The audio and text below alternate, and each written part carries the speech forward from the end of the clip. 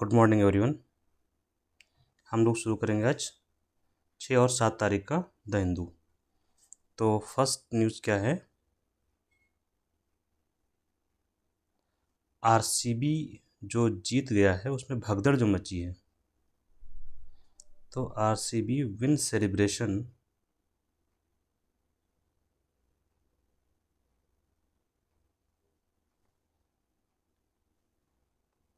RCB royal challenger Bengaluru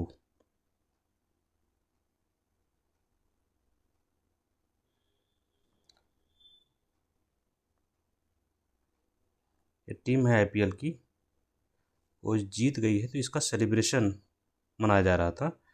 जीत का जश्न कहाँ मना रहे थे? बेंगलोर में, बेंगलुरु में। ठीक है। तो इसी जश्न में क्या हो गया, भगदड़ मच गई, स्टम्पीड। कई लोग मारे गए और कई लोग घायल हुए। तो इसकी जांच के लिए एक आयोग बनाया गया है, कमेटी या आयोग बनाया गया है जो है एक सदस्यीय। मतलब उसमें एक मेंबर है, उनका नाम क्या है हमें वो याद रखना है, माइकल डी कुन्हा।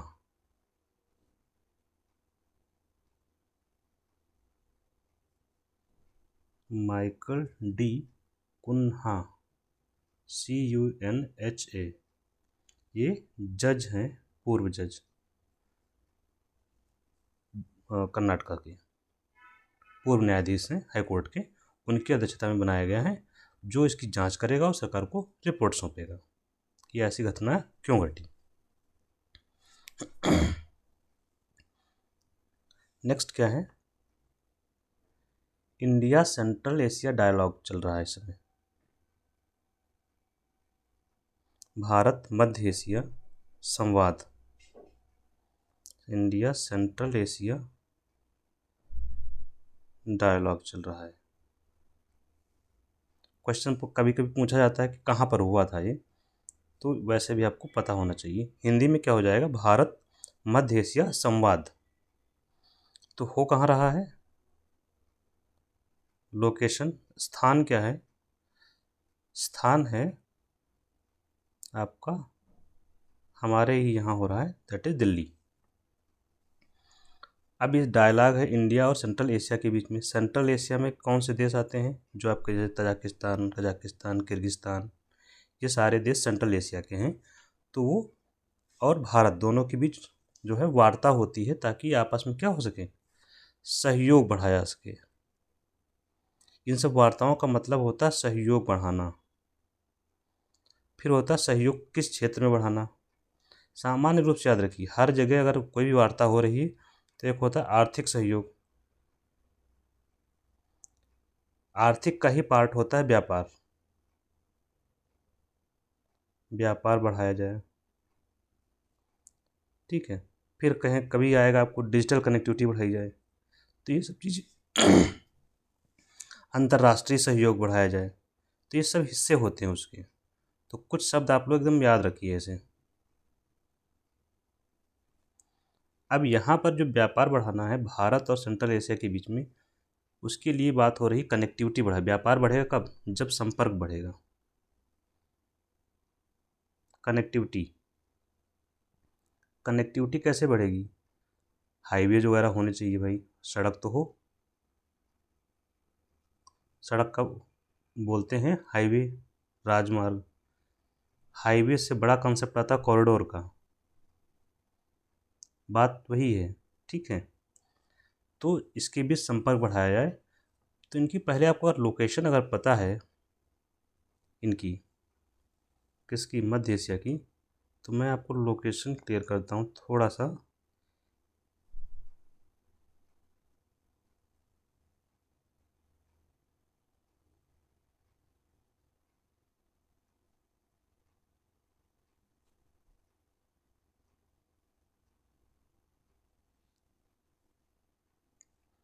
ठीक है, ये हो गया, ये हो गया भारत।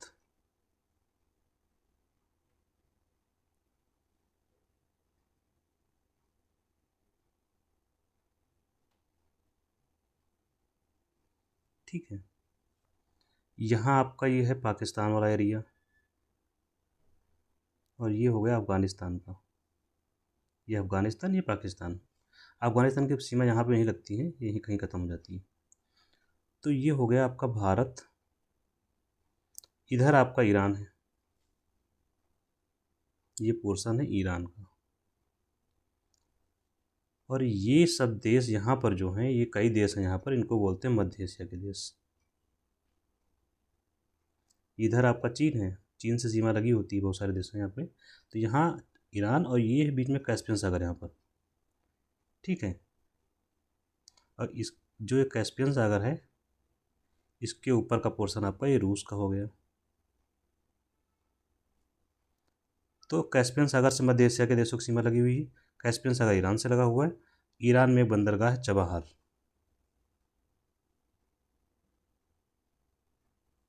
ठीक। कौन सा बंदरगाह है? चबाहार। इसका विकास कर रहा है भारत, ठीक। ताकि इस यहाँ से सामान हम यहाँ भेजें चबाहार बंदरगाह पर। यहाँ से रोड बनाया गया है, international north south transport corridor, Russia तक।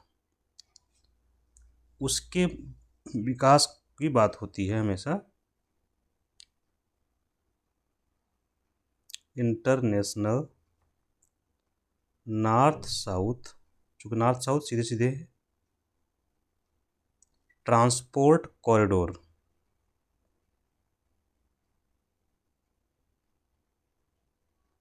सड़क मार्ग है जो कैस्पियन सागर से होते हुए आगे निकल सकते हैं, रूस तक जाता है, कनेक्ट किसको करता है? रूस को भी कनेक्ट करता है। तो इसके इस्तेमाल को बढ़ावा देने की बात कही गई है।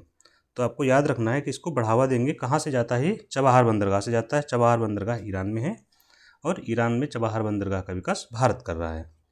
तो इसका विकास किया जाए, और इसके माध्यम से हम मध्य एशिया में अपना क्या करेंगे? व्यापार बढ़ाएंगे, क्योंकि मध्य एशिया तक कनेक्टिविटी इस्टेब्लिश हो जाती है इसके माध्यम से। तो हम यहाँ व्यापार बढ़ाएंगे इनके साथ में, ठीक। तो एक यहाँ कंसेप्ट ये वाला हो गया। चबाहार बंदरगाह का लोकेशन आपको पता होना चाहिए कि नाम क्या है, ईरान में है। और यहाँ पर क्या बात हो रही है? यहाँ पर अब व्यापार बढ़ेगा तो क्या होगा? कैसे व्यापार बढ़ेगा? इसी से चबाहार बंदरगाह से होते हुए व्यापार बढ़ेगा। इसके दो तरीके होंगे। जब व्यापार बढ़ता है तो फ़ायदा क्या होता है? कास्ट कम हो जाती है, लागत क्या हो जाती है? आपकी कम होगा। और जब ये आपका ट्रांसपोर्ट अच्छा हो जाएगा तो जो लागत कम होगा, कैसे? क्योंकि समय कम होता है। क्यों? क्योंकि अगर आपका हाईवे बन गया, अब मान लीजिए बिना हाईवे के आप जाते हैं, तब आपको लगता है 10 घंटे। हाईवे नहीं बना हुआ है, अभी एकदम मस्त हाईवे बन गया है, 4 लेन 6 लेन, ठीक है। तो आपके 10 घंटा की यात्रा पूरा कितने घंटे में हो जाएगी? 5 घंटे में। क्यों? तो क्या हुआ? आपका समय बचा। जब आपका समय कम लगा तो आपका जो व्हीकल था, ट्रक जा रहा था, जो भी ट्रक है, कार है, आप पैसेंजर व्हीकल है, तो उसमें डीजल भी तो कम लगेगा। जो भी ईंधन होगा, डीजल लगे, पेट्रोल लगे, वो ईंधन है। और ईंधन जब कम होगा, लगेगा, तो पैसा बचेगा, तो क्या होगी? लागत कम हो जाएगी। ये जुड़ा हुआ है। हर जगह इन चीज़ों को याद रखिए। व्यापार का लागत और समय से सीधा संबंध है। तीसरी बात यहाँ पर क्या हो रही है कि लोकल करेंसी को प्रमोट करें। हर जगह वही बात होती है, ये आप याद रखेंगे। भारत हमेशा इस समय जोर है लोकल करेंसी को प्रमोट करने पर। लोकल करेंसी का मतलब होता है स्थानीय मुद्रा। स्थानीय मुद्रा को प्रोत्साहन। कभी कभी इसी को आपको मिलेगा लिखा हुआ नेशनल करेंसी। ये भिन्न भिन्न शब्द होते हैं, इसका कभी कभी मिलेगा नेशनल करेंसी को प्रोत्साहन। तो घबराना को नहीं है, बात सारी वही है। लोकल करेंसी, नेशनल करेंसी, इसका मतलब क्या हुआ कि भारत की मुद्रा है रुपया, दूसरे देश की मुद्रा जो भी हो, हम रूस का एग्जांपल ले लेते हैं जहाँ चलता है रूबल। तो अब व्यापार करेंगे तो इन मुद्राओं में करेंगे। तुम हमको रूबल दे दो, हमसे रुपया लो। अभी तक होता कैसे है, अभी तक जो हो रहा है वो डॉलर में होता है। किस में होता है, डॉलर में व्यापार होता है। और डॉलर किसकी मुद्रा है, अमेरिका की, इसी में व्यापार होता है। तो कारण क्या है, अभी जो रूस के ऊपर सैंक्शन लगाए गए, यूरोप ने लगाया, अमेरिका ने लगा दिया, तो उसका व्यापार पूरा क्या हो गया, ठप हो गया या कम हो गया। तो ये डॉलर की समस्या है, क्योंकि डॉलर किसी और देश का है, मुद्रा है। इसलिए अब भारत का जोर है कि हम व्यापार करेंगे, कौन सा, अंतर्राष्ट्रीय व्यापार, लेकिन घरेलू मुद्रा में हो, ना कि डॉलर में। अंतर्राष्ट्रीय व्यापार कौन सी मुद्रा में हो, नेशनल करेंसी में, एक दूसरे की। हम उनकी करेंसी एक्सेप्ट कर लें और वो हमारी एक्सेप्ट कर लें। और जब ये होता है कंसेप्ट, तो पहले क्या यूज हो रहा था, डॉलर, डॉलर से आप जा रहे हैं किसी और लोकल करेंसी की ओर, लोकल करेंसी, नेशनल करेंसी, जो भी है, आप बात समझ रहे होंगे। इसको बोलते हैं डी डॉलराइजेशन। क्या बोलते हैं, डी डॉलराइजेशन, मतलब डॉलराइजेशन को छोड़ना। डी का मतलब होता है अलग हो रहे हैं, ठीक है। तो मतलब डॉलर की जगह पर किसी अन्य मुद्रा का प्रयोग व्यापार के लिए करना या उसका प्रोत्साहन देना, that is the D dollarisation.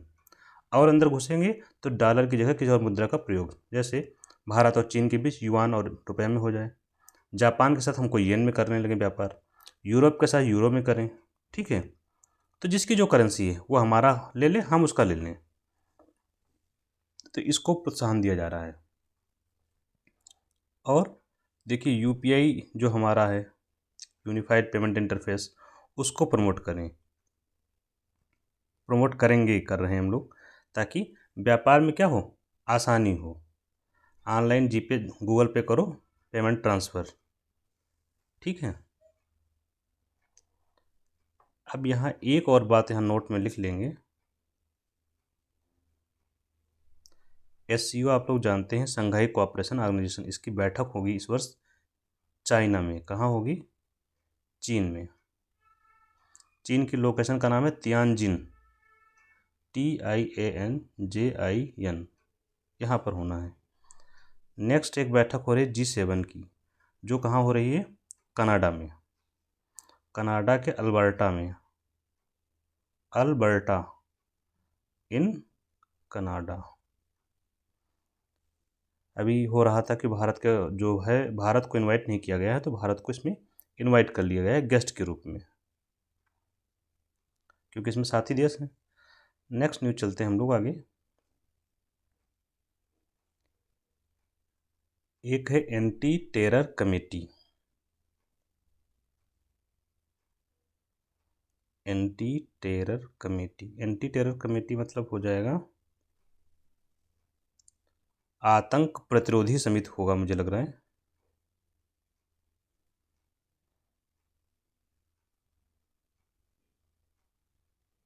आतंक रोधी या प्रतिरोधी होगा, आप लोग देख लेंगे क्या है इसको थोड़ा सा हिंदी में। तो एंटी टेरर कमेटी एक संयुक्त राष्ट्र संघ में है, तो उसमें दो पद होते हैं, अध्यक्ष और उपाध्यक्ष का।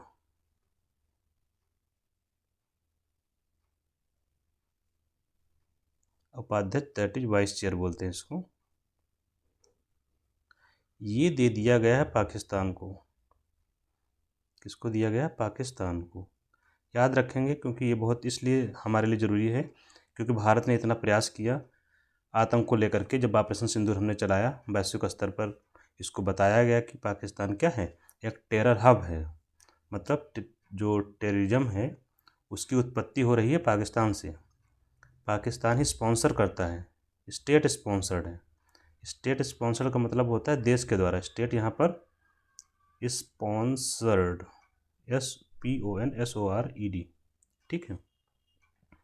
राज्य प्रायोजित आतंकवाद है, पाकिस्तान के द्वारा फंडिंग दी जाती है इसको। बावजूद इसके उसको एक ऐसी कमेटी का अध्यक्ष उपाध्यक्ष बना दिया गया, जो कि क्या है, ठीक नहीं है। भारत का जो डिप्लोमेसी था इस मामले में कहीं ना कहीं पीछे छूट गया है, ठीक है। तो ये हम याद रखेंगे, एंटी टेरर कमेटी का जो वाइस चेयर बनाया गया है उसको।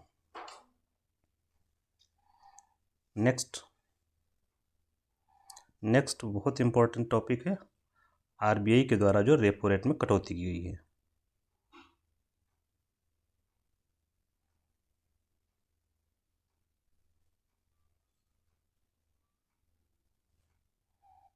आरबीआई द्वारा रेपो रेट में कटौती।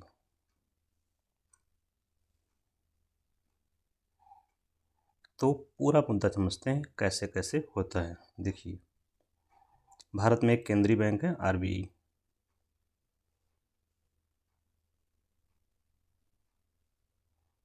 आरबीआई क्या है? केंद्रीय बैंक है भारत का।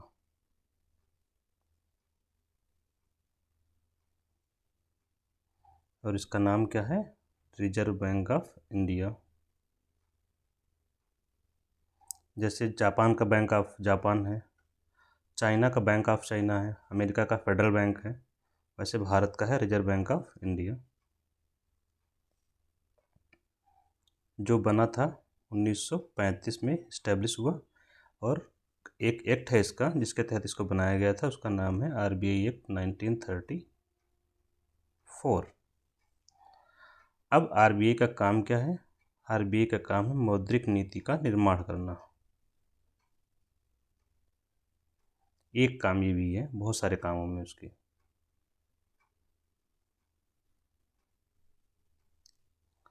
ठीक। और मौद्रिक नीति के निर्माण का जो काम होता है आरबीआई के अंतर्गत, एक कमेटी बनी है एमपीसी। कौन करता है? मौद्रिक नीति का निर्माण एमपीसी द्वारा किया जाता है। तो एमपीसी द्वारा क्या किया जाता है? समीक्षा की जाती है मॉनेटरी पॉलिसी की। एमपीसी क्या है? मॉनेटरी पॉलिसी, मौद्रिक नीति, मॉनेटरी पॉलिसी कमेटी, समिति, मौद्रिक नीति समिति। ठीक।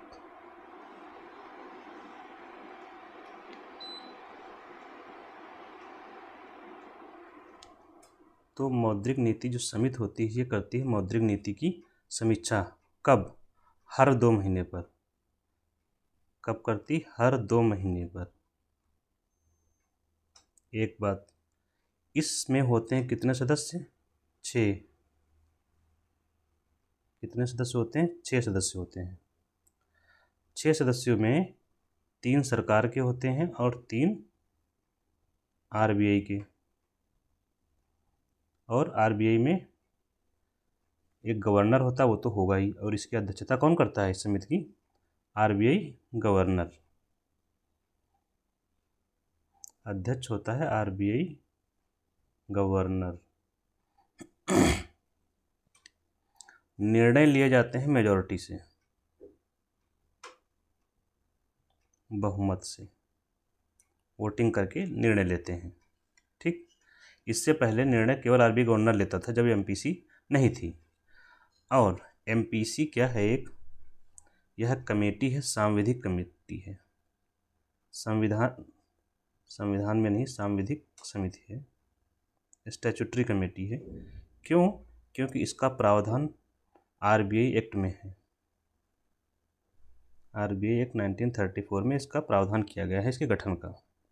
इसका एक सेक्शन है 45ZB। इसके तहत एमपीसी का गठन किया जाता है। अब हम आते हैं, यही एमपीसी की बैठक हुई है अभी। अब आप लोग पहुंच गए हैं सीधे सीधे यहाँ पर।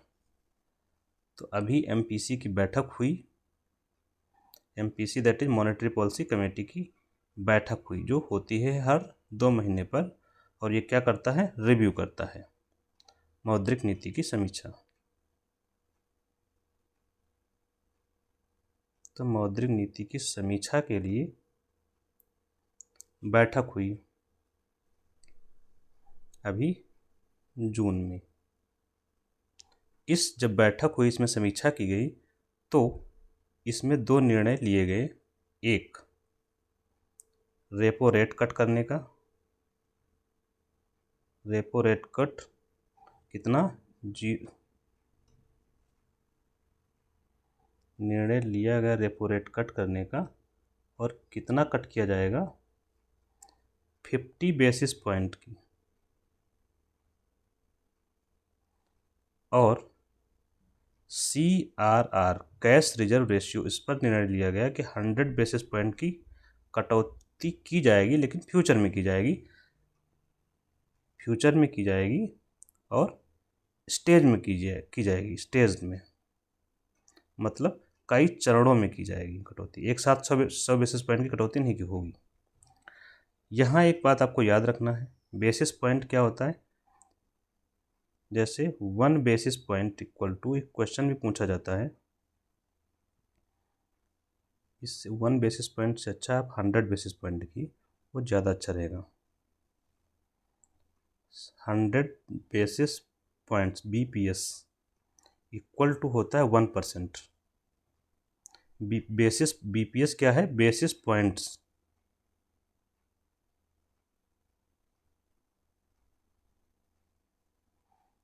तो 100 BPS इक्वल टू 1%, तो यहाँ कटौती कितनी हुई, आधा % की,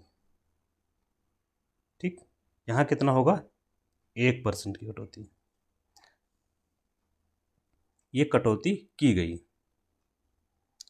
लेकिन आपको यहाँ 2 चीज़ें याद रखनी है, क्या, कटौती क्यों की गई, रीजन तो आपको पता होना चाहिए एक आध। तो अभी हमने पिछली क्लासेस में डिस्कस किया था इन्फ्लेशन, मुद्रास्फीति, तो अब मैं बताऊंगा नहीं, हल्का सा व्यू लेके हम लोग निकलते हैं। मुद्रास्फीति क्या हुई, कंट्रोल में आ गई है, मुद्रास्फीति नियंत्रण में आ गई है, नियंत्रण में आ गई। इसका मतलब क्या हुआ कि रेंज क्या है मुद्रास्फीति की, टारगेट क्या है, टारगेट है 4 ± 2, इतनी होनी चाहिए, ये टारगेट है RBI का, हमेशा ये टारगेट रहता है कि मुद्रास्फीति इसी में रहे। जब आपको कोई कहता है 4 ± 2 की रेंज में रहे मुद्रास्फीति, तो इसका मतलब होता है 4 में 2 जोड़ दो और 4 में 2 घटा दो, तो कितना हुआ, 4 2 6, और 4 में से 2 घटाओगे तो 2, मतलब ये 2 से लेकर 6% की रेंज में रहे, क्या, मुद्रास्फीति, याद रखेंगे इसको। मुद्रास्फीति कितनी होनी चाहिए, जो आइडियल है, जो RBI फॉलो करती है कि इतना हमें मेंटेन रखना है, वो 2 से 6% की रेंज में होनी चाहिए।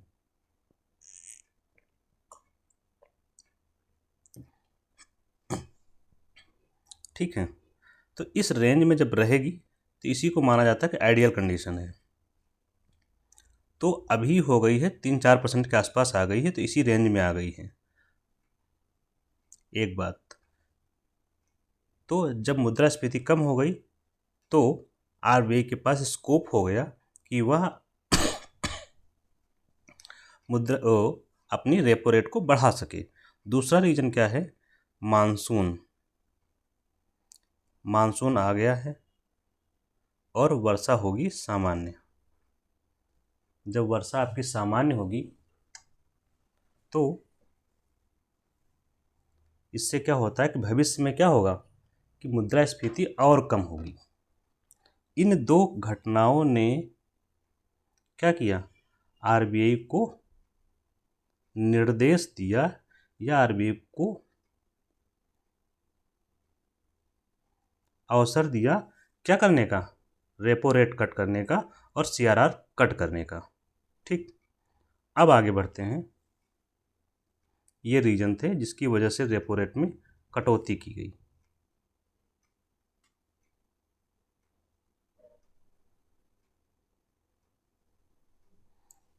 अब देखते हैं रेपो रेट में आपको कटौती कितनी हुई है, 50 बेसिस पॉइंट की। तो अब हो गई है रेपो रेट 5.5%, जो पहले कितनी थी, पहले थे 6%। और CRR में कटौती हुई की घोषणा की गई है कि 100 बेसिस पॉइंट की। आपके लिए टास्क क्या है, आप CRR पता करेंगे कितनी है। ठीक है, मैं इसका प्रभाव आगे बताता हूँ। अब इन दोनों का प्रभाव क्या होगा, इन दोनों का प्रभाव जानने से पहले एक चीज़ और समझ लेते हैं कि रेपो रेट क्या होता है।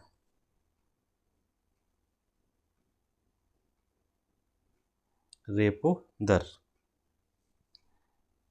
रेपो दर होता है जो बैंक होते हैं, कमर्शियल बैंक, हिंदी में वाणिज्यिक बैंक,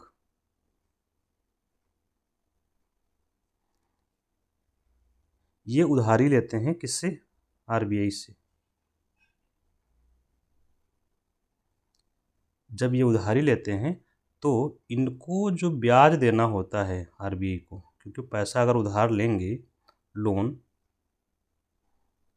तो ब्याज देते हैं, और ब्याज जिस दर पर होता है, इनकी जो ब्याज दर होती है, ये ब्याज दर को ही बोलते हैं रेपो रेट। ब्याज दर को क्या बोलते हैं? Repo rate. तो इसी रेपो रेट पर वाणिज्यिक बैंकों को उधारी मिलती है आरबीआई से, ठीक है। और ये रेपो रेट जो होती है ये 60 टर्म के लिए होती है, मतलब 60 टर्म लोन मिलेगा इनको। लघु अवधि का ऋण मिलता है बैंकों को, चाहे तो आरबीआई से ले सकती हैं, लेकिन इनको कोलेट्रल भी देना पड़ता है। कोलेट्रल मतलब गिरवी रखना पड़ता है कुछ चीज़ें। गिरवी क्या रखते हैं? सिक्योरिटीज़, गवर्नमेंट सिक्योरिटी जैसे होते हैं जिनको जीसेक बोलते हैं, या बॉन्ड्स जो होते हैं वो सरकारी, उनको गिरवी रख के लोन लेते हैं और लोन पर ब्याज चुकाते हैं, वह ब्याज दर कहलाती है रेपो रेट। एक तो ये हो गया। कभी कभी आता है, आप सुनेंगे रिवर्स रेपो रेट, इसी के साथ ही है रिवर्स रेपो रेट। रिवर्स का मतलब क्या होता है? जैसे रिवर्स गियर, उल्टा गियर, तो रेपो रेट का उल्टा कर दीजिए। मतलब ये कमर्शियल बैंक हो गया और ये आरबीआई हो गया।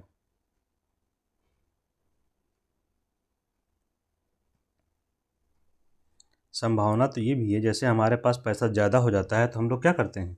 बैंक में जाके जमा कर देते हैं। मान लीजिए ये मिस्टर हैं, इनके पास पैसा 1000 रुपये आ गए ज़्यादा, इनको लगा कि हमारे पास खर्चा नहीं है 1000 रुपये का, तो क्या करते हैं? खटाक से जाते हैं बैंक में, स्टेट बैंक ऑफ इंडिया गए, यहाँ खाता खुला हुआ, 1000 रुपये जमा कर दिए। 1000 रुपये जमा कर दिए तो फ़ायदा क्या है? इनको ब्याज मिलता है इससे बढ़िया, 4% या 5% का ब्याज मिलेगा, तो साल भर में 1000 रुपये 50 रुपये जुड़ जाएंगे उसमें, तो ये फ़ायदा हो गया। तो हम लोग यहाँ जमा करने जाते हैं, ज़्यादा पैसा हो जाता है। बैंकों के पास मान लीजिए ज़्यादा पैसा हो गया, तब ये आरबीआई के पास जमा कर देते हैं।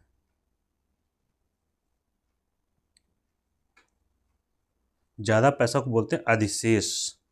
शब्द क्या है? अधिशेष, मतलब जो पैसा बच गया, तो वो अधिशेष ये लोग कहाँ जमा करते हैं? बैंक, आरबीआई में, जैसे कि एसबीआई, पीएनबी और बाकी जो बैंक आप सोच सकते हैं, कमर्शियल बैंक, ये अपना यहाँ जमा कर दिए। तो जमा होगा तो जमा पर तो ब्याज देना पड़ेगा ना, जमा पर ब्याज।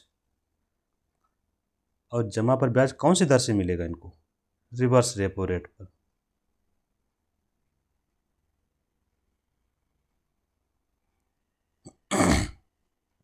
तो रिवर्स रेपो रेट, आरबीआई के पास जो पैसा जमा होता है उस पर ब्याज जो मिलता है वो रिवर्स रेपो रेट पर मिलता है। अब ये पैसा, मान लीजिए इन्होंने 1 करोड़ रुपए जमा किया, तो इन्होंने बताया कि मान लीजिए कि 5% था, तो 1 करोड़ का 5% इनको साल भर बाद मिल जाएगा। समझ गए रिवर्स रेपो रेट। एक चीज़ और आपको समझनी है यहाँ पर, राइट नाउ, उसका नाम है CRR। तब हम आगे बढ़ेंगे इसके प्रभाव की ओर। रेशियो दो होते हैं, एक CRR होता है, एक SLR होता है, दोनों को साथ में समझेंगे। पहले समझते हैं CRR। ये क्या होता है? Cash reserve ratio, RATIO, cash reserve ratio. तो हम लोग जो बैंकों के पास जमा होता है पैसा, बैंकों के पास जमा होता है पैसा।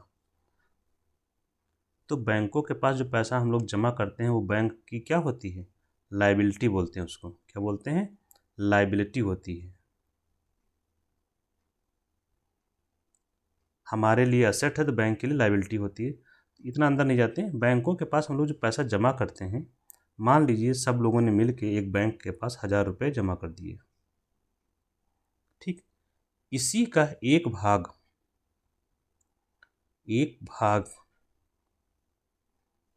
आपको, जो आपने 1000 रुपये बैंक के पास जमा किए, मान लीजिए कि SBI बैंक है, तो इसका एक भाग स्टेट बैंक ऑफ इंडिया को RBI के पास रखना होता है।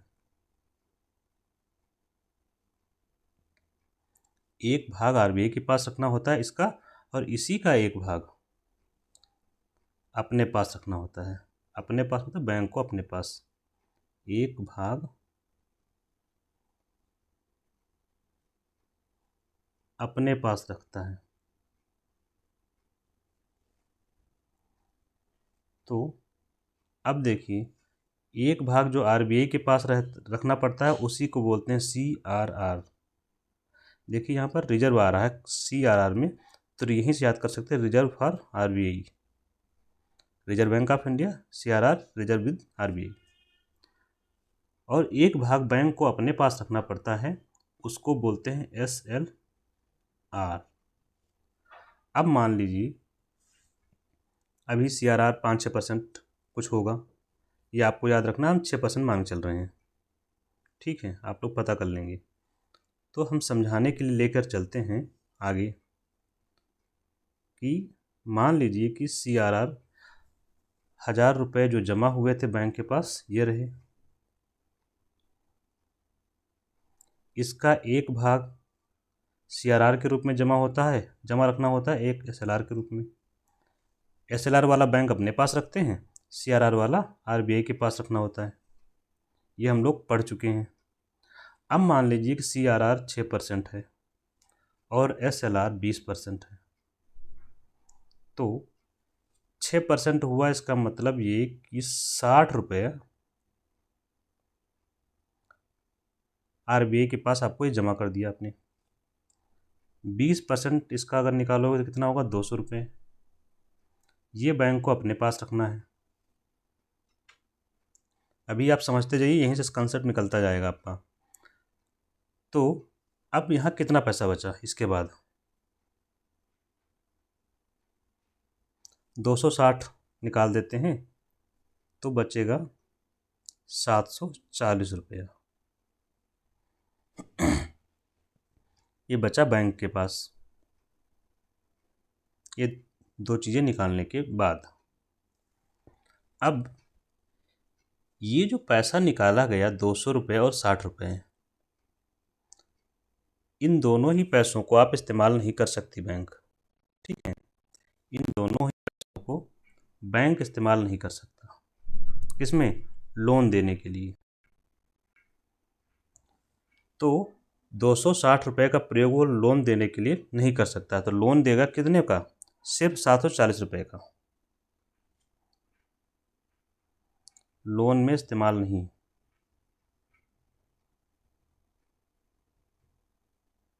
तो अब उसके पास लोन देने के लिए पैसा कम हो गया, कितना बचा, जो 1000 रुपये लोन दे सकता था अब देना है 740 रुपये का। तो ये तो नुकसान हुआ, क्योंकि वो लोन दे के ही तो बैंक पैसा कमाता है, उस पर जो ब्याज मिलता है, तो ये कम हो गया। अच्छा है, ये जो बैंक CRR के रूप में जमा कर रहे हैं RBI के पास 60 रुपये, इस पर इनको ब्याज नहीं मिलता है RBI के द्वारा, इस पर ब्याज नहीं मिलता है। और ये 200 रुपये जो बैंक अपने पास रखता है जमा, इसका प्रयोग वो लोन के लिए नहीं कर सकता, लोन देने के लिए नहीं करेगा, तो लोन देगा 740 रुपये का। समझ गए, आगे बढ़ते हैं। अब सोचिए, जस्ट इमेजिन करिए, यहाँ पे अगर ये बढ़ा दिया जाए, 6% को हम कर देते हैं 10%, इमेजिन करिए, तो कितना जमा करना पड़ेगा इसको, 100 रुपये। और 20% को हम अगर यहाँ बढ़ाकर 30% कर दें तो उसको होल्ड करना पड़ेगा 300 रुपये। अब कितना बचेगा इसके पास पैसा, 300 प्लस 100 400 रुपये निकल जाएंगे, तो बचेगा 600 रुपये। लोन देने के लिए 600 रुपये बचा। तो अगर SLR और CRR बढ़ाया जाता है तो इसका मतलब क्या होगा, रुपया जो लोन दे सकता था वो कम हो गया। इसको बोलते हैं तरलता। इससे क्या होगी, बाजार में तरलता क्या हुई, कम हो गई। जब भी ब्याज दरें बढ़ेंगी, CRR बढ़ाया जाएगा या SLR बढ़ाया जाएगा, तो बाजार में तरलता क्या होगी, कम होगी। क्यों, क्योंकि अभी तक 750 का लोन दे रहे थे, अब 600 को देना पड़ेगा, तो 150 रुपये की तरलता कम हो गई। तरलता का मतलब होता है पैसा, मनी। तो बाजार में पैसा कम जाएगा। तो तरलता जब कम करना होता है, मार्केट में पैसा ज़्यादा होता है, तो मार्केट में जब पैसा ज़्यादा होता है इसका मतलब क्या है, मुद्रास्फीति जब ज़्यादा होती है ना, तो इसका मतलब है पैसा मार्केट में ज़्यादा है। तो मुद्रास्फीति ज़्यादा क्यों है, क्योंकि पैसा ज़्यादा है। अब पैसा ज़्यादा है तो उसको कम करना है, तो क्या करेंगे, हम सिर्फ CRR और SLR बढ़ा देंगे और मुद्रास्फीति भी कंट्रोल में आ जाएगी। तो आपसे सवाल पूछा जाता है कि अगर बाजार में मुद्रास्फीति है तो इसके लिए जो है RBI को क्या करना चाहिए, तो आप बताइए। CRR SLR ये बढ़ा दे या रेपो रेट बढ़ा दे, प्रभाव एक ही आएगा। रेपो रेट बढ़ा देगा तो क्या होगा, तब भी तो वही बात है। रेपो रेट अगर बढ़ा दिया, जो कि अभी घटाया गया है, तो अगर रेपो रेट भी बढ़ा दिया तो मतलब बैंक को लोन मिलेगा महंगा, स्टेट बैंक ऑफ इंडिया को। और उसको लोन महंगा मिलेगा तो क्या नीचे सस्ता देगा, नहीं, वो भी देगा महंगा। और जब लोन महंगा हो जाएगा तो लोग लेंगे लेकिन कम लेंगे। और जब कम लेंगे तो क्या होगा, मुद्रास्फीति कंट्रोल में आ जाएगी। मुद्रास्फीति क्यों है, मुद्रास्फीति कंट्रोल में आती है। मुद्रास्फीति का मतलब क्या है, यहाँ पर लोगों के पास पैसा ज़्यादा होता है। जब लोगों के पास मतलब हम पूरी अर्थव्यवस्था की बात करते हैं, यहाँ एक व्यक्ति की बात नहीं कर रहे हैं। मतलब ये बाजार में हो गया पैसा ज़्यादा, लोगों के हाथ में पैसा आ गया ज़्यादा। अब ज़्यादा पैसा आ गया तो मांग करेंगे ज़्यादा मांग इन द सेंस अभी ज़्यादा पैसा है लोगों के पास। कैसे, लोन सस्ता मिल रहा है, तो ऐसा लोन सस्ता मिला, चलो कार ही ले लेते हैं, चलो घर ले लेते हैं, ठीक है, या बाहर घूम आते हैं, ये सब काम करेंगे। अब जब कहेंगे लोन ही महंगा मिल रहा है तो कहेंगे ऐसा करो, कार नहीं लेते हैं, अगले साल लेंगे, घर अगले साल लेंगे। तो इससे क्या होगी, मांग कम हो जाएगी। और जैसे ही मांग कम होती है, मांग जब कम होगी तो क्या होगा, मुद्रास्फीति कम हो जाती है। तो ये हो पूरा लिंकेज। अभी जो किया सरकार ने, वो RBI ने, उसमें अब देखिए दो चीज़ें हुई। और इसमें जो हमने समझाया, ये हमने एग्जाम्पल दिया बढ़ाने का CRR को। अगर ये CRR को घटाएंगे तो इसका उल्टा प्रभाव पड़ेगा। जैसे CRR घट गई तो क्या होगा, तरलता क्या होगी, बढ़ेगी। ये चीज़ें अगर घटेंगी, इनको अगर घटाया जाए, चाहे रेपो रेट को कम किया जाए, चाहे SLR को कम किया जाए। चलिए इसी को हम कंटिन्यू कर लेते हैं, ठीक है। तीनों चीज़ें हैं, repo rate, CRR and SLR। अगर इन में से किसी को भी कम करते हैं, इसका मतलब क्या हुआ, कम करने का फ़ायदा क्या होगा मार्केट में, कम करते हैं इसका मतलब ये होगा बाज़ार में तरलता बढ़ जाएगी।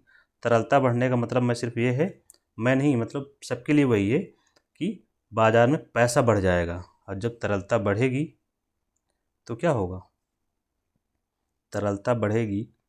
यहाँ पे कैसे बढ़ेगी तरलता, मैं आपको पहले ये बताता हूँ ना, कैसे प्रभाव पड़ेगा। जब रेपो रेट CRR SLR कम होगा तो लोन हो जाएगा सस्ता। लोन का हो जाएगा, लोन मिलना सस्ता हो जाएगा। मतलब लोन पर जो ब्याज दर होगी वो कम हो जाएगी। लोन पर ब्याज दर कम। और जब ब्याज दर कम होती है तो कहते हैं, इसके लिए एक शब्द प्रयोग करते हैं, cost of fund, cost of loan या कास्ट ऑफ फंड, इसका मतलब ये होता है कि ब्याज दर, लोन लेने की कीमत क्या है, जो ब्याज चुकाते हैं वही है। तो कॉस्ट ऑफ फंड का मतलब आप समझ रखेंगे, लोन मिलना हो जाएगा सस्ता, ब्याज दर कम हो गई। अब ब्याज दर जब कम हो गई तो लोन क्या हो कहेंगे, ज़्यादा ले लो भाई, लोन लेने लगेंगे लोग। और लोन कौन कौन लेता है, दो ही लोन होते हैं, हमेशा याद रखेंगे यहाँ पर जब भी अर्थव्यवस्था पढ़ रहे हैं। कौन कौन से, एक होता है निवेश के लिए, तो जो उद्योगपति होंगे उनको मिलेगा लोन सस्ता, तो क्या करेंगे, निवेश करेंगे। और जब निवेश बढ़ेगा तो क्या होगा, उत्पादन बढ़ेगा। और जब उत्पादन बढ़ेगा तो लोगों को रोज़गार भी तो मिलेगा, और लोगों का रोज़गार मिलेगा तो लोगों की आय बढ़ेगी। लिंक हमेशा वही है, आय बढ़ेगी तो प्रति व्यक्ति आय बढ़ रही, तो यही तो विकास हो रहा है। उत्पादन इधर बढ़ा तो जीडीपी बढ़ेगा। वस्तुएं उत्पादन हो के आ गई, मान लीजिए कि 1 करोड़ वस्तुओं का उत्पादन हो गया। 1 करोड़ वस्तुएं नहीं, 1 करोड़ रुपए की वस्तुएं कर लीजिए, 1 CR की गुड्स उत्पादन हो गया। कोई भी सामान हो सकता है। अब खरीदेगा कौन इसको, समस्या तो खरीदने की है। खरीदेगा आदमी तब जब होगा पैसा। तो सरकार ने, वो आरबीआई ने लोन कर दिया सस्ता। अब लोग यहाँ लेंगे लोन उपभोग के लिए। ये लोन कौन सा होगा, उपभोग ऋण। जब आप कंज्यूम करने के लिए लोन लेते हैं, जैसे कौन सा, कार लोन, होम लोन, ठीक है। आप एसी खरीद रहे हैं लोन पर, आप फ़ोन खरीद रहे हैं लोन पर, आप टैबलेट खरीद रहे हैं लोन पर, आप पीसी खरीद रहे हैं लोन पर, आप फर्नीचर खरीद रहे हैं लोन पर, आप घर का फ्रिज खरीद रहे हैं, टीवी खरीद रहे हैं लोन पर, सब कुछ मिल रहा है आजकल लोन पे। तो ये सब कौन सा ऋण है, उपभोग ऋण। आपको उधर से लोन मिला, उपभोग ऋण क्यों खरीदेंगे आप, क्योंकि हो गया रेट कम हो गया, सस्ता मिल रहा है। अब देखिए इनके पास पैसा आ गया, इन लोगों के पास, यहाँ सामान तैयार है, यही सब एसी फ्रिज टैबलेट पीसी सब तैयार है। इनके पास हुआ पैसा है, ये आएंगे इधर खरीद लेंगे तुरंत। अब जब खरीद लिया तो चक्र हो गया पूरा, यही तो चाहिए अर्थव्यवस्था में। तो इस तरह से सारा खेला जो इनका चक्र चलता है वो ऐसे ही होता है पूरा। तो अब ये जो रेट कम हुआ है उसका जो पर्पज क्या है, विकास को गति देना। जो कम किया है उसका, ताकि विकास को क्या दे सकें, गति, विकास को सपोर्ट करना। विकास कौन सा है, आर्थिक वृद्धि, वो दूसरा वाला विकास नहीं समझिएगा, आर्थिक वृद्धि। आर्थिक वृद्धि का मतलब होता है सीधा सीधा जीडीपी को सपोर्ट करना, बस। जीडीपी की चर्चा हम लोग कर चुके हैं, जीडीपी की चर्चा हम लोग किसी क्लास में कर चुके हैं डिटेल में। तो इस तरह से ये पूरा आपका हो जाएगा। इसका प्रभाव क्या हुआ, कैसे हुआ, सब इंटरलिंक्ड है, जो मैंने आपको बेहतर से बेहतर समझाने का प्रयास किया कि आपको समझ में आ जाए। ठीक है, अब हम आगे बढ़ते हैं। यहाँ पर एक चीज़ और नोट कर लेंगे, जो जो कि एग्जाम में पूछा जाता है, नीति के बारे में। देखिए जब अर्थव्यवस्था में क्या पढ़ रहे हैं, इन्फ्लेशन को कंट्रोल करना होता है, दो चीज़ें होती हैं। एक आपने मौद्रिक नीति पढ़ा, तो क्वेश्चन पूछा जाता है मौद्रिक नीति का निर्माण कौन करता है, तो इसके दो आंसर आपके पास होंगे। To be specific, to be clear, आप सीधे सीधे बता सकते हैं कि आरबीआई। जब कोई आपसे पूछे कि और स्पष्ट करिए, तो आप बताइए एमपीसी, मॉनेटरी पॉलिसी कमेटी। तो दूसरा होता है राजकोषीय नीति, राजकोषीय नीति, ये होता है आपका जो बजट होता है उसी को बोला जा रहा है। ठीक है, और भी चीज़ें होती हैं लेकिन आप बजट याद रखिए। तो बजट और राजकोषीय नीति का मतलब होता है बजट। तो इसका निर्माण कौन करता है, बजट कौन बनाता है, सरकार बनाती है। तो आप सरकार बोल सकते हैं। और कोई स्पष्ट करता है कि और स्पष्ट बताइए, तो बताइए वित्त मंत्रालय।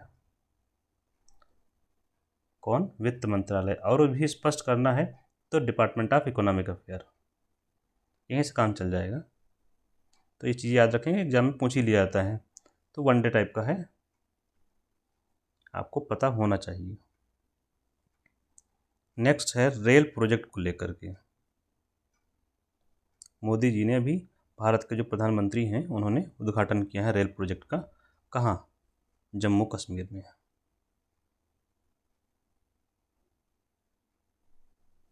जम्मू कश्मीर में 3 प्रोजेक्ट का उद्घाटन किया है। हम एक एक करके बात करते हैं। पहला है चिनाब ब्रिज। चिनाब नदी पर बनाएगा चिनाब ब्रिज, पुल। इसके बारे में कहा जा रहा है, यह रेलवे आर्क ब्रिज है एक्चुअल में। रेलवे, एक तो रेलवे आर्क ब्रिज है। क्या है यह? रेलवे आर्क ब्रिज है, जो कि सबसे अधिक ऊंचाई पर स्थित है। तो सबसे अधिक ऊंचाई पर स्थित रेलवे आर्क ब्रिज कौन सा है? चिनाब ब्रिज, जिसका उद्घाटन किया गया। और कहाँ स्थित है? चिनाब नदी पर स्थित होगा, जम्मू कश्मीर में स्थित होगा। अब होता क्या है ये आर्क ब्रिज? इसमें होता है, जैसे ये हो गया आर्क, इसके नीचे होगी नदी बह रही होगी अपना, ठीक।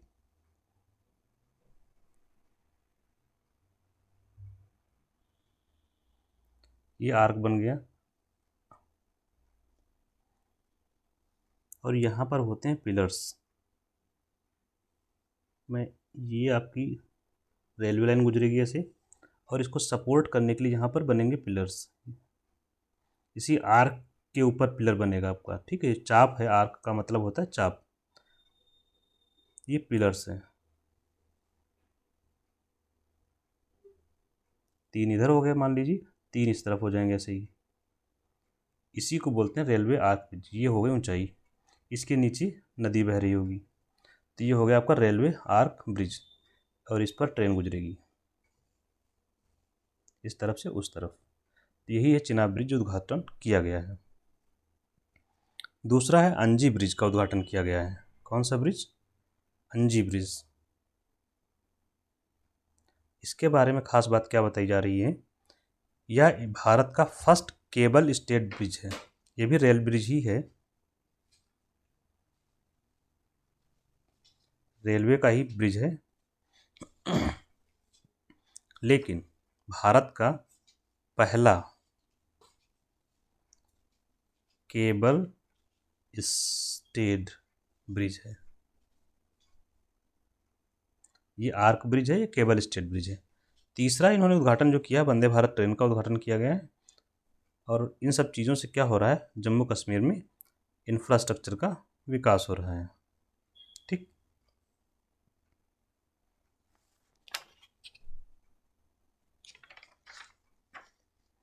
नेक्स्ट क्या है, एक पोर्टल है, उसका नाम है उम्मीद पोर्टल। वेबसाइट उम्मीद पोर्टल का उद्घाटन किया गया है।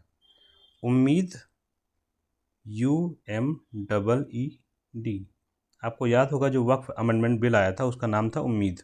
उसी के वही है, उसी को इम्प्लीमेंट करने के लिए पोर्टल लॉन्च की गई है,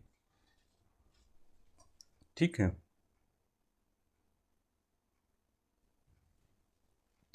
तो उम्मीद पोर्टल में क्या किया गया है कि वक्फ प्रॉपर्टी जो होती हैं,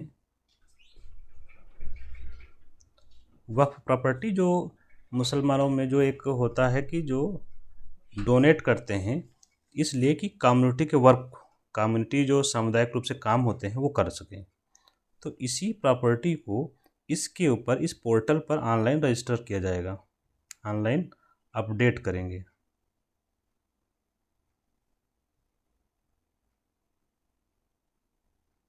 कौन करेगा? ये जो बोर्ड होते हैं, वक्फ बोर्ड, शिया बोर्ड, सुन्नी बोर्ड, ये लोग अपडेट करेंगे इस पर रियल टाइम में। मतलब जब भी प्रॉपर्टी जैसे उनको किसी ने नाम की उनके बोर्ड के, तो वो उसको अपडेट करेंगे, वेरीफाई करेंगे, ऑनलाइन डाल देंगे। इसीलिए इसको बनाया गया है उम्मीद पोर्टल को।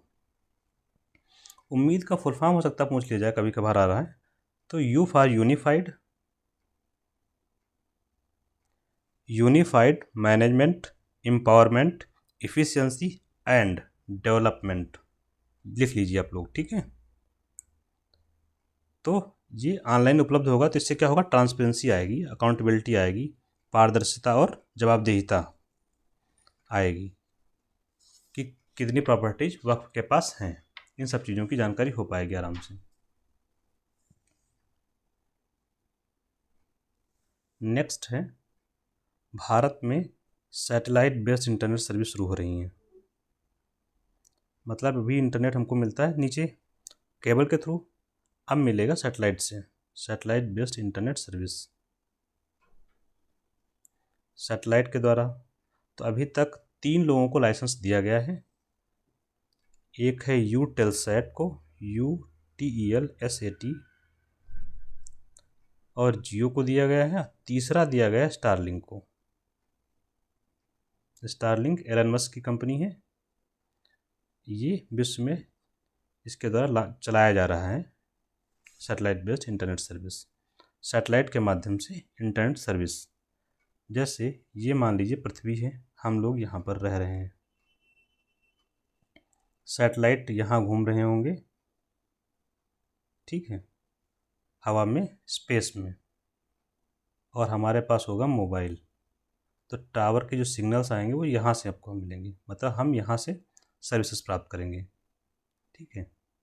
अभी हम यहाँ स्थल पर यहाँ लगे होते हैं, इसके माध्यम से हमको सिग्नल मिलते हैं, मिलेंगे सैटेलाइट के माध्यम से। बेसिक यही है इसका। नेक्स्ट है BBA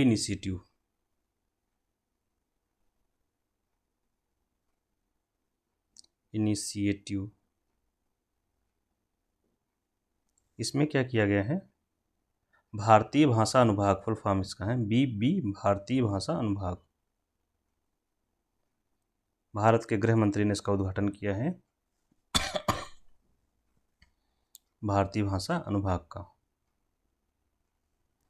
क्या किया जाएगा इसके माध्यम से, ये जो भाषाएं हैं भारत की, कोई भी भाषा है भारत की और हिंदी, इनके बीच ट्रांसलेशन के काम को करेंगे। तो कोई भाषा, तमिल, तेलुगु, कन्नड़, इसका इसमें ट्रांसलेशन करेंगे और इसका इसमें। इससे क्या होगा, भारतीय भाषाएं जो हैं उनको प्रोत्साहन मिलेगा और हम अपनी संस्कृति को बचा पाएंगे, संस्कृति को प्रिजर्व कर पाएंगे। दूसरा कारण क्या है, विदेशी भाषाओं से मुक्त करना। मतलब भारत के प्रशासन में जो विदेशी भाषाओं का प्रयोग किया जा रहा है, उनको, विदेशी भाषाओं के प्रयोग को ख़त्म करना। कहाँ, प्रशासन में। विदेशी भाषा कौन सी है इस समय, तो इंग्लिश ही है, ठीक है। तो विदेशी भाषाओं के प्रयोग को कम करना प्रशासन में। तो ये एक बात याद रखेंगे, किया गया है MHA, गृह मंत्री के द्वारा उद्घाटन किया गया है, तो गृह मंत्रालय के अंडर में काम करेगा। नेक्स्ट, रामसर स्थल की सूची घोषित की गई है। ये द हिंदू में आपको नहीं मिलेगा, अभी घोषित हुई है, सो मैं चर्चा कर दे रहा हूँ। रामसर स्थलों की सूची घोषित हुई है, 2 स्थल इसमें शामिल हुए हैं। इसमें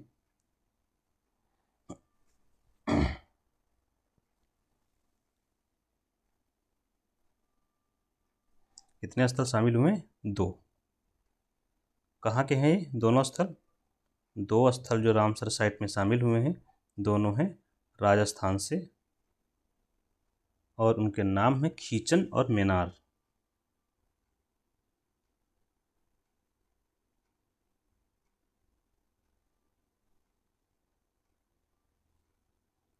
राजस्थान लिखिएगा। खीचन और मेनार 2 स्थल हैं जो शामिल किए गए हैं रामसर सूची में। रामसर सूची क्या होती है, इसके लिए एक संधि हुई थी, उसका नाम है रामसर संधि।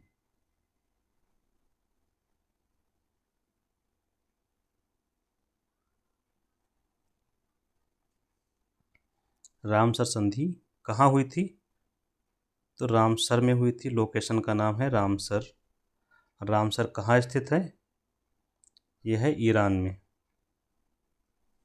ईरान का एक शहर है रामसर, जहाँ पर ये संधि हुई थी।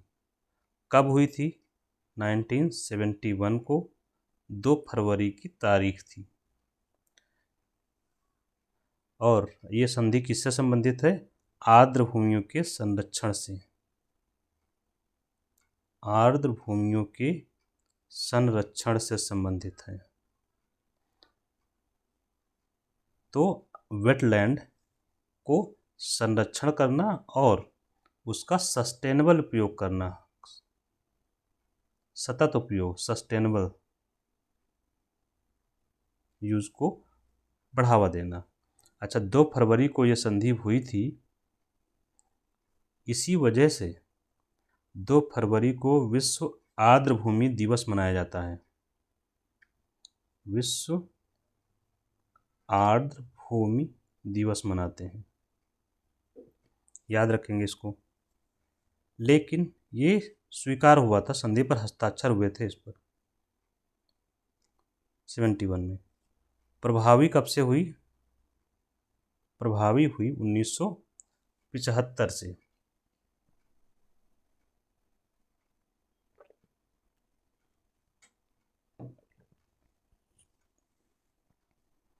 भारत इसमें कब शामिल हुआ? 1982 में। अब भारत में कुल कितने स्थल हो गए हैं इसमें शामिल?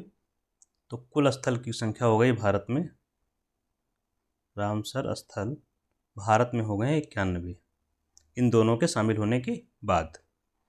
इसके साथ ही एशिया में सबसे अधिक रामसर स्थल भारत में है। एशिया में सबसे अधिक रामसर स्थल भारत में। तो ये चीज़ रामसर संधि के बारे में आपने समझ ली, आर्द्र भूमियों के संरक्षण के लिए है। आर्द्र भूमियाँ क्या होती हैं?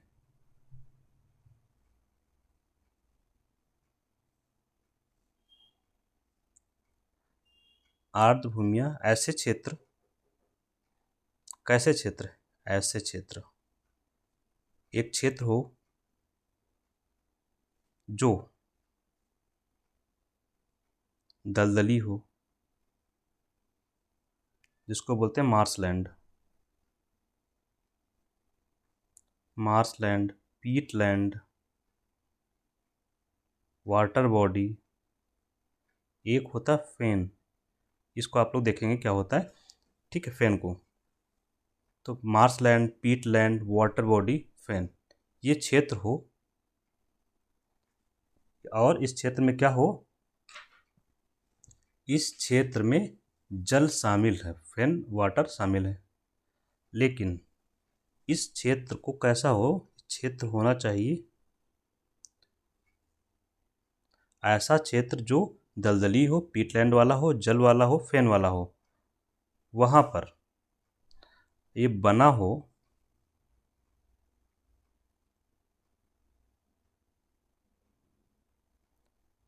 चाहे आर्टिफिशियल हो, कृत्रिम रूप से बनाया गया हो, चाहे प्राकृतिक रूप से।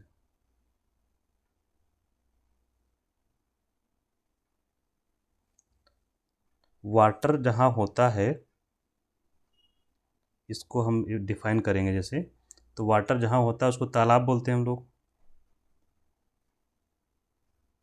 झील बोल सकते हैं, नदी में भी तो होता है। तो अब ये झील हमने खुद बनाई हो सकता है प्राकृतिक हो, तालाब में भी वही हो सकता है। अब कृत्रिम वाले में जैसे हम लोग डैम बनाते हैं, बांध, तो वहाँ झील बनती है कृत्रिम। जैसे कि सतलज नदी पर बांध बना है तो वहाँ पर डैम, वो बनी है झील, तो वो कैसी है? कृत्रिम है। प्राकृतिक झील हो सकती है जो नेचर ने बनाई हो, जैसे कि चिल्का झील। नदी आप जानते ही हैं। तो अब जल कैसा हो? ये चाहे कृत्रिम रूप से बनी हो, चाहे प्राकृतिक रूप से बनी हो। लेकिन और क्या आएगा इसमें? वाटर हमने कहा। अब ये वाटर कैसा हो? जल कैसा हो? चाहे जल स्थिर हो। तो जब स्थिर जल की बात करेंगे तो वो क्या हो जाएगा? झील, तालाब, इसी में स्थिर होता है जल। अब झील चाहे आदमी, मानव ने बनाई हो, आदमी ने बनाई हो, या नेचर ने बनाई हो, चूंकि ये तो बात हम पहले ही कह चुके हैं। चाहे जल क्या हो? गतिशील हो मतलब बह रहा हो। जब जल बह रहा होता है तो उसको हम लोग बोलते हैं नदी, तो वो भी इसमें शामिल हो जाएगी। प्लस अब जल की प्रकृति कैसी हो, चाहे जल हो ताज़ा, तो चाहे ताजे जल की झील हो, चाहे लवणीय झील हो ब्रैकिश वाटर, चाहे साल्ट वाटर हो SALT। साल्ट वाटर इसका मतलब होगा मरीन इकोसिस्टम, मतलब जो समुद्री जल होता है उसकी हम बात कर रहे हैं यहाँ पर। ये लवणीय यहाँ हमने जो लिखा है इसका इंग्लिश में है ब्रैकिश वाटर, आप लोग देख लेंगे, हो सकता है इसका brackish water, brackish water. Salt इसमें आ जाएगा समुद्री जल, तो पूरा समुंदर क्या हो जाएगा क्या इसमें, तो पूरा समुंदर नहीं आएगा। समुंदर में 6 मीटर की गहराई तक का क्षेत्र, कितना, 6 मीटर की गहराई तक का क्षेत्र शामिल होगा। और 6 मीटर की गहराई कब नापेंगे, कहाँ से नापेंगे, जब लो टाइड हो। लो टाइड मतलब निम्न ज्वार, क्यों, उच्च ज्वार आता है तो पानी अंदर तक घुस जाता है। जैसे मान लीजिए नदी है, जो समुद्र है, तो जब उच्च ज्वार आएगा तो यहाँ तक पानी आएगा, निम्न ज्वार है तो यहीं तक आया, तो हम यहाँ से नापेंगे 6 मीटर की गहराई। मान लीजिए यहाँ पर 6 मीटर हो गया, तो ये क्षेत्र हो जाएगा कौन सा, वेटलैंड का क्षेत्र। तो आर्द्र भूमि ऐसे क्षेत्र होते हैं जहाँ पर जल भरा हो, दलदली क्षेत्र हो, फेन हो, पार्टलैंड हो, पीटलैंड हो, चाहे वो कृत्रिम मानव द्वारा निर्मित हो या प्रकृति ने बनाए हो, उसमें जल शामिल हो, चाहे वो स्थिर जल हो, चाहे बह रहा हो जल, चाहे वो लवणीय हो, चाहे ताज़ा जल हो, चाहे वो साल्ट वाला हो, और उसमें समुद्री जल भी सम्मिलित होगा जहाँ पर 6 मीटर की गहराई तक का हो क्षेत्र।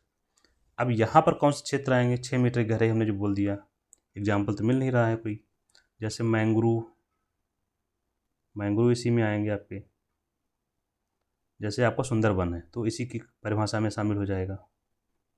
और क्या शामिल होगा, आपकी चिल्का झील, क्यों, समुद्र के तट पर है। और क्या इसमें आ जाएगा, जो हम लोग पढ़ते हैं क्या बोलते हैं इनको, कोरल रीफ्स, वो इसमें आ जाएंगी, तटवर्ती क्षेत्रों में होती हैं। तो ये सब चीज़ें इसमें इस वाली परिभाषा के अंतर्गत शामिल हो जाएंगी। तो ये हो गई आर्द्र भूमियाँ। इसी में एक चीज़ आती है Montreux accord, MONTREAUX, Montreux accord. तो जो आर्द्र भूमियाँ शामिल हो जाती हैं उनको बोलते हैं रामसर साइट। उन रामसर साइट में से जो रामसर स्थल हैं, इनमें से कोई स्थल जो क्या हो, सुभेद्य हो गया हो, थ्रेटेंड हो, या जिस पर क्या बोलते हैं विलुप्त का खतरा हो। विलुप्त का खतरा ज़्यादा गंभीर स्थिति हो जाएगी जब इस पर संकट की स्थिति हो, संकट की स्थिति हो मतलब उसका नेचर बदल रहा हो, इकोलॉजिकल नेचर, इकोलॉजिकल जो है नेचर, इकोलॉजिकल जो प्रकृति है वो बदल रही हो। किस वजह से, इकोलॉजिकल प्रकृति, मान लीजिए कि कोई झील है,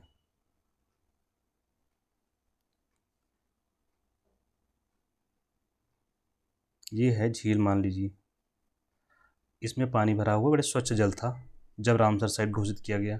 बाद में क्या हुआ, यहाँ बगल में उद्योग लगा दिए, इनका जो है प्रदूषण इसमें आने लगा, शहरों का प्रदूषण इसमें आने लगा, जो वेस्ट होता है घरों का, अब ये हो गया जल प्रदूषित। तो अब ये क्या हुआ, इसका तो पतन होने लगा झील का।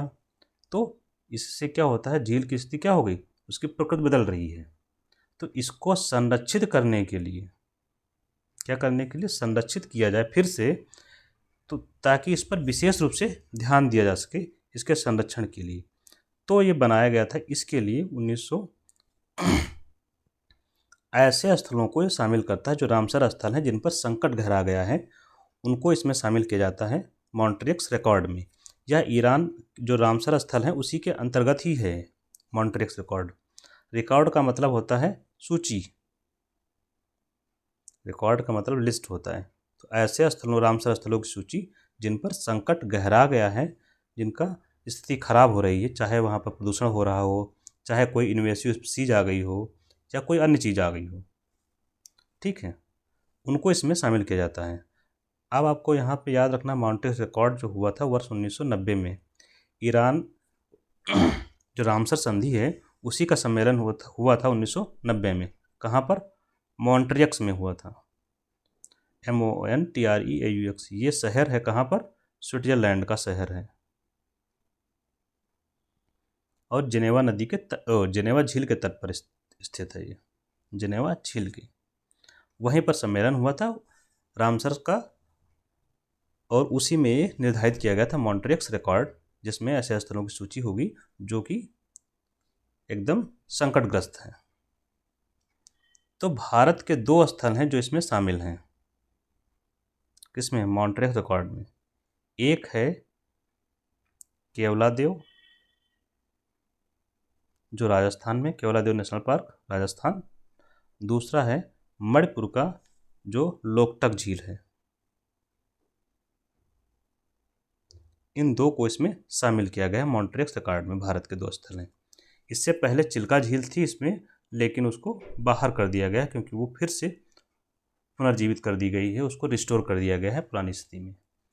इसी के साथ हम इसको ख़त्म करते हैं। आज काफ़ी लंबी क्लास हो गई। Thank you. अच्छा, एक और बात आप लोग याद रखेंगे कि आप लोग जो भी देख रहे हैं ठीक लग रहा है, कैसा है, क्या है, तो उसको हमें बताते रहिए थ्रू कमेंट्स। Thank you. ताकि हमें पता भी चलता रहे कि आप लोग समझ में आ भी रहा है या नहीं।